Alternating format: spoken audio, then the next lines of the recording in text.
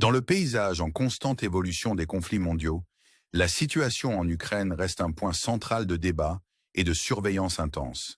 Imaginez ceci. Une série de développements inattendus se déploie dans la région de Belgorod, où l'Ukraine a lancé des attaques audacieuses en utilisant de l'infanterie et des véhicules blindés contre des localités comme Demitovka, Grafovka et Priele. Imaginez l'adrénaline et la tension alors que cette incursion, enveloppée de rumeurs et de spéculations, se précise maintenant avec des images saisissantes qui confirment la réalité sur le terrain. Pourtant, l'étendue de l'avancée ukrainienne reste enveloppée de mystère. Cette percée limitée soulève des questions sur les intentions stratégiques derrière un tel geste audacieux. Pourrait-il s'agir d'une diversion, d'une feinte pour éloigner les forces russes des fronts cruciaux? Alors que la poussière retombe, la situation reste fluide, oscillant au bord d'un changement dramatique.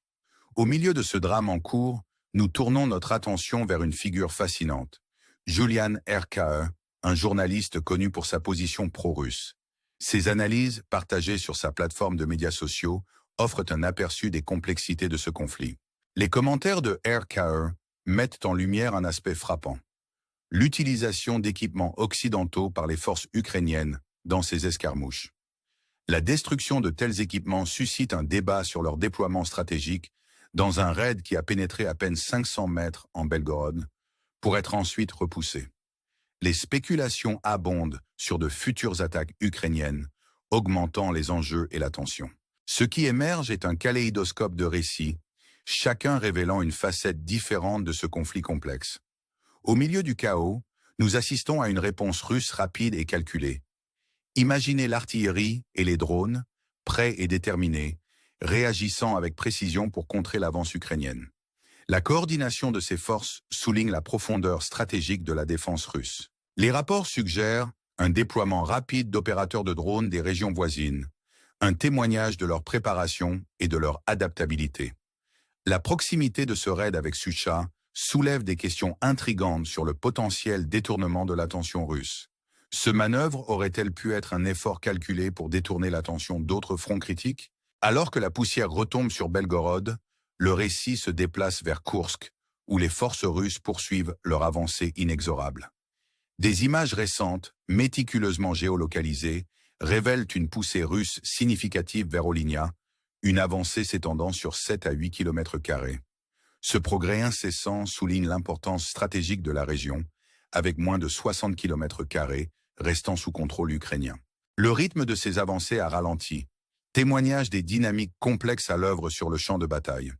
Les opérations de nettoyage et les efforts de stabilisation sont en cours, révélant la chorégraphie complexe de la guerre moderne. Pourtant, au milieu de ces manœuvres stratégiques, une réalité poignante émerge. L'Ukraine, dans une tentative de stabiliser ses défenses, semble orchestrer un retrait de Koursk. Les rapports suggèrent un retrait méthodique, marqué par des actions arrière-garde et des rotations stratégiques. L'inévitabilité de ce retrait plane, soulignant les marées changeantes de ce conflit.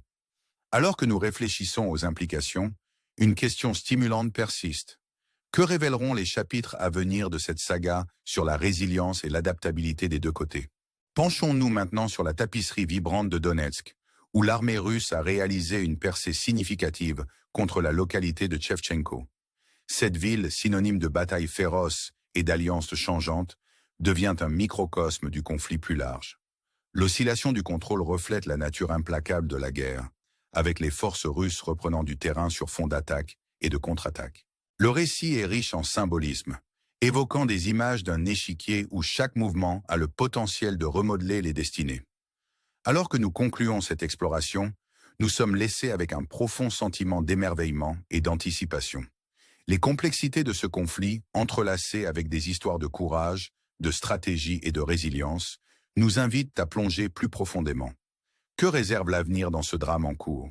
Comment les stratégies et les décisions d'aujourd'hui façonneront-elles l'avenir de cette région? Ces questions flottent dans l'air, nous invitant à nous engager, à réfléchir et peut-être à trouver l'inspiration dans l'esprit indomptable de ceux pris dans le creuset du conflit. Au cœur de cette tempête géopolitique, la région de Belgorod émerge comme un creuset de tensions et de conflits. L'incursion ukrainienne, marquée par des manœuvres audacieuses et des stratagèmes stratégiques, dévoile une tapisserie de stratégie militaire et d'intrigues géopolitiques. Imaginez la scène. Les forces ukrainiennes, armées d'équipements occidentaux, naviguent dans les complexités du territoire ennemi, leurs actions enveloppées dans un nuage d'incertitudes et de conjectures. Les images des rapports qui filtrent peignent un tableau vivant d'un conflit qui est autant une question de perception et de récit que de gains territoriaux. L'audace de cette incursion, bien que limitée dans sa portée, déclenche une rafale d'analyses et de spéculations sur les intentions stratégiques plus larges en jeu. Au cœur de ce drame en cours se trouve la réponse des forces russes, un témoignage de leur profondeur stratégique et de leur prouesse militaire. Imaginez l'orchestration de l'artillerie et des drones, une symphonie de défense coordonnée qui souligne la préparation et l'adaptabilité de l'armée russe. Les rapports d'opérateurs de drones déployés rapidement depuis les régions voisines ajoutent une couche d'intrigue révélant la planification minutieuse et l'exécution qui caractérisent la guerre moderne. Cette interaction des forces, ce ballet d'attaque et de contre-attaque, prépare le terrain pour un conflit aussi dynamique qu'imprévisible. Alors que la situation à Belgorod évolue, notre regard se tourne vers le paysage stratégique de Koursk. Ici, l'avancée russe continue sans relâche, témoignant de leur poursuite incessante de gains territoriaux.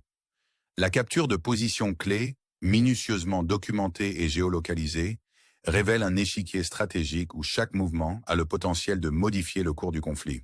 Le rythme des avancées, bien que ralenti, souligne la chorégraphie complexe de la guerre, où chaque décision est pesée dans un contexte dynamique en constante évolution. Pourtant, au milieu de ce théâtre de guerre, une réalité poignante émerge. Le retrait orchestré des forces ukrainiennes de Koursk. Les rapports de rotation stratégique et de retrait méthodique peignent un tableau d'un conflit qui est autant une question de préservation et de résilience que d'agression et de conquête. Ce retrait, marqué par des actions arrière-garde et des repositionnements stratégiques, souligne les marées changeantes de ce conflit. Alors que l'Ukraine réajuste sa stratégie, l'inévitabilité de céder du terrain plane, témoignant du calcul complexe de la guerre moderne. Dans le paysage vibrant de Donetsk, la bataille pour Tchevchenko se déroule avec une intensité implacable. Cette localité, riche en histoire et en conflits, devient un microcosme de la lutte plus vaste. L'oscillation du contrôle, marquée par une série d'attaques et de contre-attaques, reflète la nature dynamique de la guerre, où les allégeances changent et les territoires passent de main en main. Les forces russes, dans leur poussée stratégique, reprennent du terrain sur fond de résistance féroce, peignant un tableau vivant d'un conflit qui est autant une question d'endurance et de ténacité que de stratégie et de pouvoir. Alors que nous plongeons plus profondément dans ce récit, nous sommes rappelés de la toile complexe d'alliances, de stratégies et de décisions qui définissent ce conflit. Les histoires de courage et de résilience qui émergent de ce théâtre de guerre nous invitent à réfléchir aux implications plus larges de ces événements en cours. Comment les décisions d'aujourd'hui façonneront-elles le paysage géopolitique de demain? Quelles leçons peut-on tirer des stratégies et des tactiques employées par les deux côtés? Ces questions persistent, nous invitant à nous engager, à réfléchir et peut-être à trouver l'inspiration dans l'esprit indomptable qui définit ce conflit. En conclusion, le drame en cours en Ukraine témoigne des complexités et des défis de la guerre moderne. Les manœuvres stratégiques, les stratagèmes calculés et la poursuite incessante des objectifs peignent un tableau vivant d'un conflit qui est autant une question de récit et de perception que de gains territoriaux. Alors que nous naviguons dans ce paysage complexe, nous sommes rappelés de la résilience et de l'adaptabilité qui caractérisent ceux pris dans le creuset du conflit. Que réserve l'avenir dans cette saga en cours? Comment les histoires de courage et de résilience façonneront-elles l'avenir de cette région?